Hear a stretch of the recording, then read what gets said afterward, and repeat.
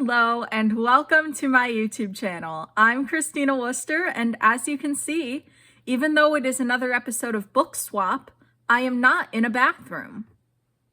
This week's guest will be best known to longtime viewers as Evan from Youth Group the Musical and the original cast Pearl from Killer Competition the Musical.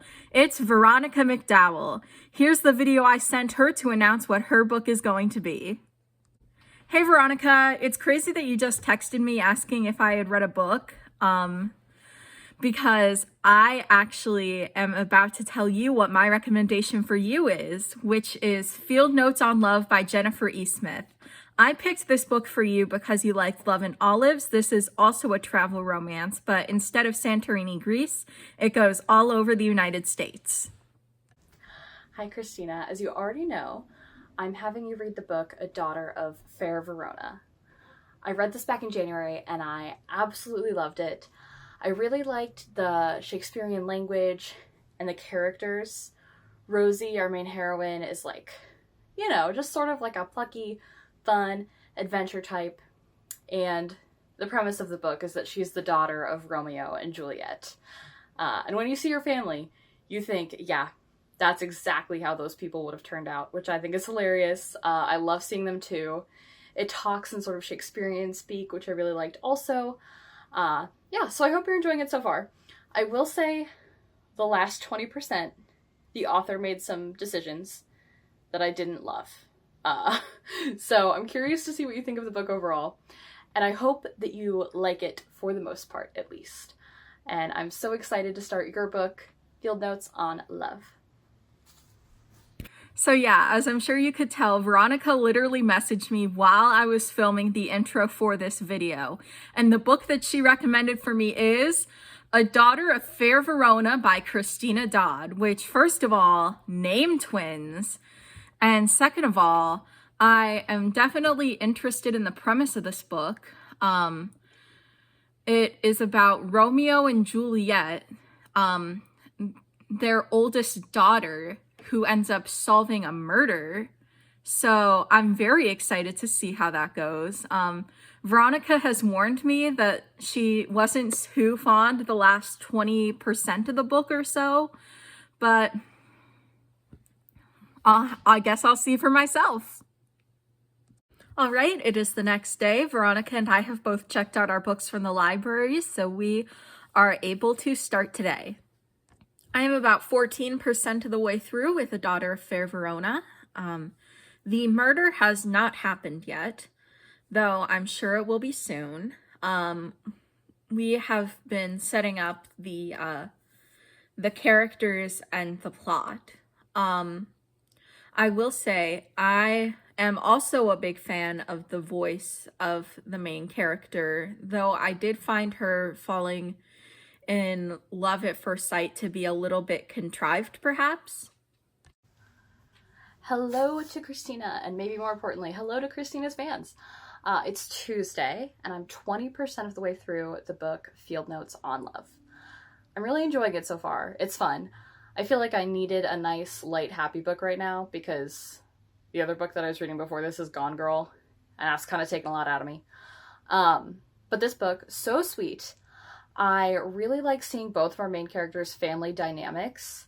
They have really great supportive families, and they seem really, for the most part, grateful for their families. And even when they get on their nerves, they're very introspective as to why that might be, and they're very careful not to take it out on their parents. And I feel like it's such a weird, common trope for, teenagers to have unnecessary drama with their parents. So I'm glad that this book is avoiding that. I will say it's been a little bit slow so far. We're mostly still building up to get to the premise of the main story. But I'm still enjoying it. I think the characters are cool, fun, and I'm excited to see them on their road trip across America. It is day 3 of our book swap, and I am about 42% of the way done with A Daughter of Fair Verona.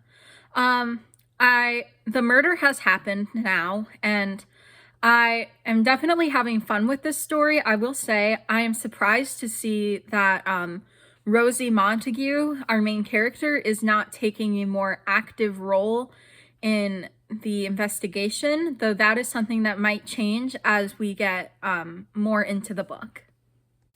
All right, it is Wednesday now, and I am 47% of the way through the book, Field Notes on Love, so about half. And we're getting into the plot. So the premise of the book is these two teenagers, they're about to go off to college. Due to sort of convoluted reasons, they end up taking a train ride together across the United States. And our main characters are May, who's a girl from New York, and Hugo, who is a boy from the UK. And I'm still really enjoying the story so far. I think the characters have a lot of great sort of relatable emotional journeys going on. Hugo, something interesting about him is that he's actually a part of a set of sextuplets. I couldn't think of a less weird way to word that, but basically he has 5 siblings and they were all born at the same time. So he's used to sort of having this big family bustling around him and being part of this group, and now he's going on this train ride in the US without them. And so he is sort of like learning what it's like to be on his own in the world, away from them. And he's really enjoying exploring that while also missing them and feeling nostalgic for them. So that's really fun to see. I'm really liking that aspect of the book. And him and May are very cute together. Also, I'm enjoying that as well. One thing that I haven't enjoyed so far, and this is an audiobook only thing, there are 2 narrators. One for Hugo and one for May. And the Hugo narrator, when he switches between their voices, I can't always tell who's talking.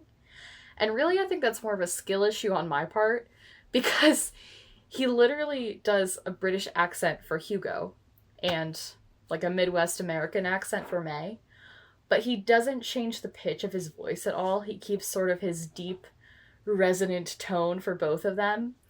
And for some reason, that's just been throwing me off. I don't know why. Normally, I don't have that problem. But other than that, I'm enjoying it. It's pretty good. Even at the 50% mark, though, I feel like not a ton has happened. So I'm excited for them to see more of the US and do more things together now that we know each other. We're on the train. They actually did make it to their first stop in Chicago, but I sort of want to see more of the travel aspect, them going to different places, and yeah, just having fun. I want to see them having fun, doing stuff, not just stuck in the train car. So I'm excited for the rest of the book. It is Thursday, and as you can see, I'm out and about in my car, but I'm 70% of the way through the book, so I figured I'd just give you my update now, instead of waiting before I got home. I'm getting lunch with a friend, so I have a little bit of time. And I'm conflicted about how much I should say at this point, because I'm 70% through, so we're getting into things that, you know, obviously they don't tell you on the dust jacket. But it's a romance book. So I think you can safely assume there's gonna be a romance between May and Hugo at this point. And I wish I knew going in that this was the kind of romance book where there's sort of an instant connection, and it's not so much about the process of falling in love. It's more about, oh, we're in love, and now other things are happening, and we're gonna tackle them together, and we have to figure that out in our new relationship, versus the end of the book is when they get together. It's not like that. So maybe that's too much information, maybe that's too spoilery, but yeah, I just sort of wish I knew that going in, because I prefer books the other way, where the characters are taking time to get to know each other as you're getting to know them, and then obviously they have moments, but it builds up more slowly. The more I think back on it, I really do wish that we had that first 20% of the book not just getting to know the characters on their own, but maybe more of them getting to know each other. I think a lot of the information that we get in the first 20% could have been told through flashbacks, or we could have learned it through the characters sharing things with each other. Yeah, because it's coming off kind of insta-love for me, really, is my critique. Which is ironic, because I think that's was one of Christina's critiques for A Daughter of Fair Verona, which is fair. That also happens in that book. But yeah, that's not my favorite trope in books that are just romance, because I sort of want it to be more about them getting to know each other, which they're definitely still doing. And it's still fun. The characters are like charming. And when I'm reading the book, you know, I'm not thinking all of these deep critical thoughts. I'm enjoying my time reading it. So I think it's probably going to be about a 3.5 or 4-star read for me. But I'll check back in and let you know tomorrow. I should finish it. 30% left. I think I'll have some time to read later today. And yeah, I will let you know my thoughts. Hi everyone, I am aware that I am filming in a car right now, but it is a litter emergency. That's like a portmanteau of literary emergency. I realize it didn't come across as I had intended, but the important thing is, Veronica has finished Field Notes on Love. She is going to send me her video shortly, and I will put it in after this one. So I need to finish A Daughter of Fair Verona, which I have brought in this car with me. We are at the 80% mark, which is around the part where Veronica reports that she became disillusioned with the story. And frankly, I still have no clue who committed the murder. I honestly don't know. It's Friday, and I finished the book Field Notes on Love. The last 30% was sort of predictable, but in the romance genre, to be honest, it doesn't bother me that much. When I read a romance book, I'm not really looking for like a groundbreaking formula. What I want is a groundbreaking and meaningful connection with the characters. And in this book, I would say I got that more so with the families of the main characters. Hugo and May both have great supportive parents who are really sweet. And so I loved reading about the times on the page when they showed up and they were more of a part of it.